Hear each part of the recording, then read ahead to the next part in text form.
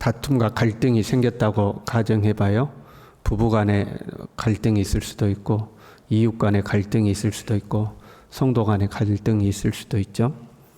그때 목회자에게 상담을 하러 왔어요. 무엇을 기대하고 상담을 하러 왔을까요? 대부분의 사람들이 자신의 입장과 상황을 이해해주고 공감해주기를 바라는 마음으로 상담 오는 경우가 많습니다.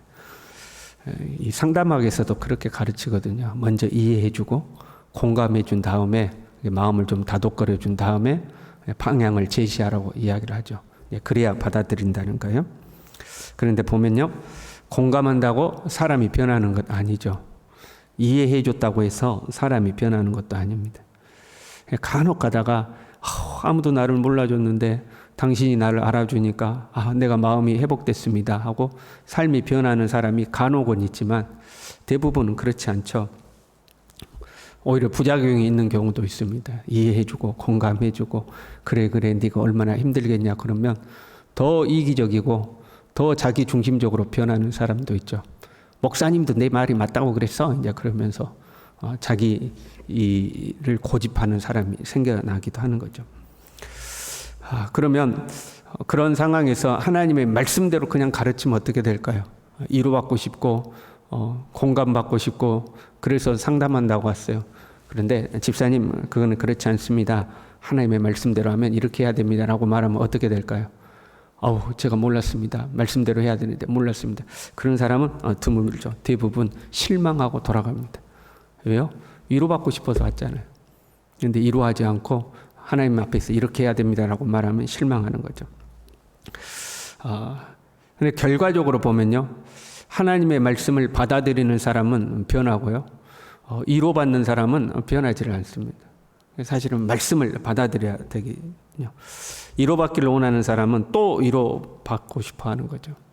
목회자로서 뭐라고 그럴까요? 낙심이라고 해야 될까요? 힘이 빠진다고 할까요? 그럴 때가 어느 때냐면 말씀을 전했는데도 안 변할 때, 그럴 때 이제 좀 힘이 빠지는 거죠. 예를 들어 주일날 여러분 기도합시다. 기도만이 유일한 길입니다. 여러분 깨어 기도해야 됩니다. 그럼 여러분이 아멘 했어요. 그럼 뭘 기대하겠어요? 새벽 예배 때 한 명이라도 기도하러 더 나오겠지. 이제 이거 기대하지 않겠어요? 그런데 오히려 덜 나왔어. 월요일 새벽에. 월요일 새벽은 더더군다나 잘 안 나와 성도들이. 그럼 목회자가 힘이 빠지는 거죠. 그 어떤 마음이 되냐면 말씀을 열심히 전해봐야 똑같고 대충 전해도 똑같고 굳이 열심히 준비해가지고 막 열심히 전할 필요 있는가? 그래도 똑같고 이래도 똑같고 이제 이런 마음이 드는 거죠. 그런데 그런 마음이 들다가도 본문의 말씀을 보면 이제 새로운 도전이 되는 거죠. 하나님은 하늘을 열어 천상을 보여주시면서 에스겔을 이제 불렀죠. 어려운 시기에 에스겔이 거부할 수 없는 하나님의 부름이 이제 주어진 거예요. 하나님의 영광의 형상을 보고 에스겔은 그 앞에 엎드렸습니다. 그런데 본문의 말씀 보니까 그 엎드려 있는 에스겔을 이렇게 세우신 거죠. 인자야 네 발로 일어서라 하고 이렇게 세우셨어요. 여러분 생각해봐요. 하나님 앞에 엎드려 있을 때 말씀하시는 게 맞아요? 엎드려 있는 사람을 이렇게 세워서 말씀하시는 게 맞아요? 사극 같은 거 봐봐요. 왕 앞에 탁 엎드려 있을 때 어떻게 하라 하고 이야기하잖아요. 또는 심지어 왕의 이 명령을 가지고 가서도 어명을 받으시오. 그러면 그 앞에 무릎을 탁 꿇고 이제 또 왕의 교지를 낭독을 하잖아요.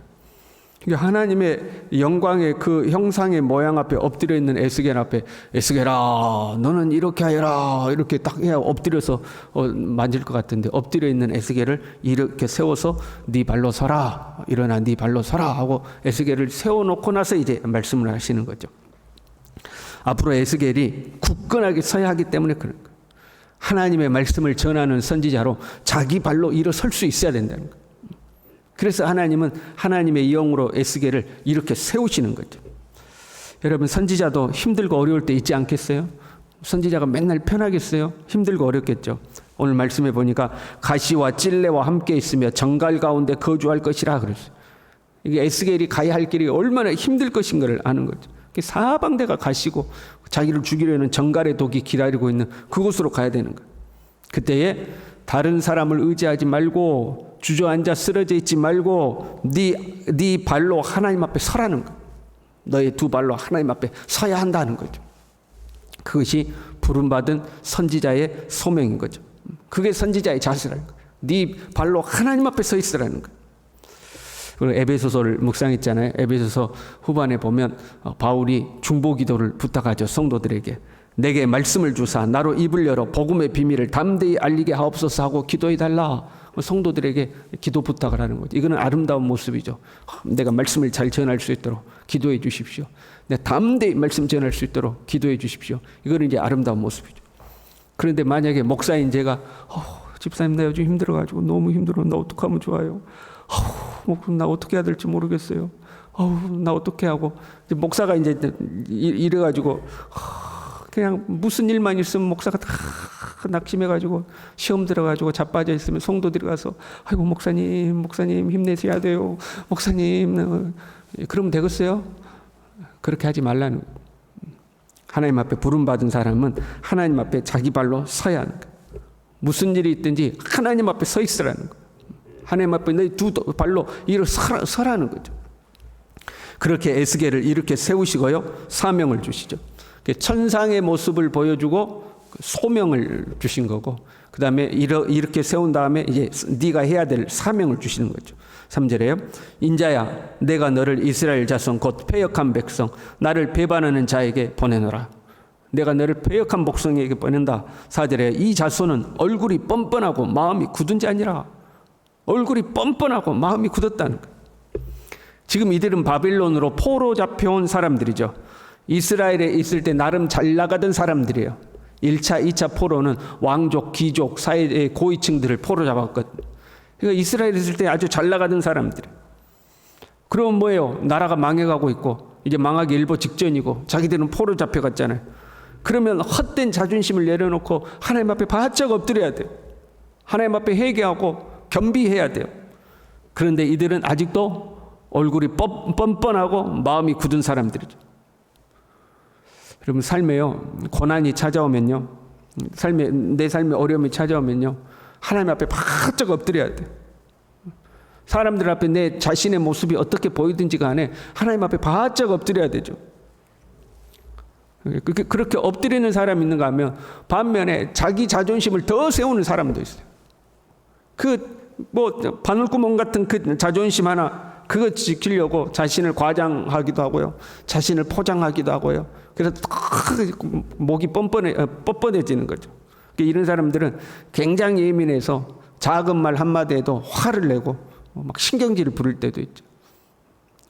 자존심이 안 꺾인 거죠. 이 얼굴이 뻔뻔하고 마음이 굳은 사람들에게 하나님의 심판 메시지를 전해야 돼요. 여러분 얼굴이 뻔뻔하고 아주 자존심 세고 말 한마디만 해도 신경질 부리는 사람한테 집사님 그거 아닙니다라고 말하는 게 결코 쉬운 게 아닌 거죠. 이들은 칭찬하고 지켜 세워주고 이제 이런 걸 좋아하는 사람. 책망과 심판의 메시지는 화낼 게 분명한 거죠. 그래서 나라가 망가가는 순간에도 거짓 선지자들이 일어나서 평안을 외치며 그 고위층들에게 아부하는 말씀을 전하는 거 아니에요? 그들은 그런 말씀을 듣고 고개를 끄덕이고 그랬다 이 말이에요. 자기 귀에 듣기 좋은 말씀에만 익숙해 있는 사람들이에요. 자기 귀에 거슬리는 말씀은 얼굴색이 싹 변하는 거죠. 6절에요. 인자야 너는 비록 가시와 찔레와 함께 있으며 정갈 가운데 거주할지라도 그들을 두려워하지 말고 그들의 말을 두려워하지 말지어다. 그들 두려워하지 말라는 거예요. 말씀을 전하는 그 자리가 가시방석 같을지라도 결코 두려워하지 말라는 거죠. 그들은 패역한 족속이라도 그 말을 두려워하지 말고 그 얼굴을 무서워하지 말지어다. 그 얼굴을 무서워하지 말라는 거예요. 그러니까 여러분 말씀을 전하는데 얼굴 표정이 바뀌는 거죠. 기분 나빠가지고 찡그리고 인상 쓰고 얼굴이 막 울그락불그락 하는 거죠. 얼굴이 울그락불그락하고 얼굴을 두려워하지 말고 말도 두려워하지 말라고 그랬잖아요. 그러니까 얼굴이 울그락불그락 하면서 어떻게 그런 말 할 수 있냐고, 어떻게 나한테 그런 말 할 수 있냐고 이제 쏘아 붙이는 거죠. 네가 선지자가 맞냐 그러면서 어떻게 그런 말을 나한테 할 수 있냐고. 이제 얼굴이 변하고 말이 이제 싸납게 나오는 거죠. 우리가 그 뒤에서 불평할 때는 있잖아요. 앞에서는 차마 말 못하고 뒤에 가서 목사님 왜 그러시냐 뭐 이제 이럴 때는 있잖아요. 그런데 앞에서 대놓고 얼굴이 울그락불그락 하면서 어떻게 그럴 수 있냐고 이제 이런 상황이 되는 거죠. 완악한 모습이죠. 근데 하나님은 그들을 두려워하지 말고 무서워하지 말라는 거죠. 두려워하지 말고 무서워하지 말고 하나님의 말씀을 전하라는 거죠. 보세요. 이 사람은 하나님의 말씀 안 들을 거 뻔하죠. 전해서 화날 게 뻔해는 거죠. 저 사람 말씀 전해봐야 안 들어. 오히려 말씀 듣고 성질 낼 사람이요. 그러면 그 사람한테 말씀을 전해야 돼요? 안 전해야 돼요? 여러분 입장 아니라고 그러면 여러분 내가 하나님 말씀 전하면 이 사람 성질 낼 거 뻔해. 그 말씀 전해야 돼요? 안 전해야 돼요? 우리 입장에서는 말해봐야 소용도 없고 괜히 말하면 분위기만 안 좋고 좀 말해봐야 성질 내고 갈 거 뻔하고 그럼 말 안 하는 게 맞잖아요. 그런데 그럼에도 불구하고 너는 전하라는 거예요. 여기서 전하라는 것은 어떻게 해서든지 그 사람을 설득시켜라 그 의미가 아니에요. 말을 안 들을지라도 어떻게든 말씀 전해서 그 사람이 네 말을 받아들이고 그 사람이 결국에 말씀 앞에 설득이 될 수 있도록 네가 최선의 노력을 다하라 그런 의미가 아니에요. 그냥 전하라는 거예요. 듣든지 아니 듣든지 전하라는 거예요. 예수님은요 이 땅에 계실 때 자신을 대적하는 종교 지도자들을 억지로 설득을 한 적이 한 번도 없어요.